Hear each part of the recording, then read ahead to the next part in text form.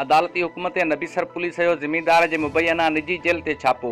मर्द औरत ॿारनि समेत 7 ॼणा बावियाब। अदालत में पेश, मर्ज़ी मूजिब रहण जी इजाज़त। सेशन कोर्ट उमरकोट के हुकुम ते नबीसर पुलिस ॻोठ डंबरलो में ज़िमीदार वसीम जट जे मुबैना निजी जेल ते छापो हणी 7 ॼणनि ख़मीसो भील, संदसि ज़ाल मूमल, भगवान दास, नारायण दास, राधा समूंदराय, लव कुमार खे बाज़ियाब कराए अदालत में पेश कयो। अदालत में फ़रियादी ख़मीसो भील ॼाणायो त ज़िमीदार असां खां जबरी पोरियो वठंदो, इलाज मुआलजे लाइ कुझु बि न ॾींदो, जंहिं करे अदालत जो रुख़ कयोसीं। अदालती हुकुम खां पोइ पुलिस समूरनि हारियुनि खे बाज़ियाब कराए अदालत में पेश कयो, जिते खेनि अदालत मर्ज़ी मूजिब रहण जी इजाज़त ॾेई छॾी।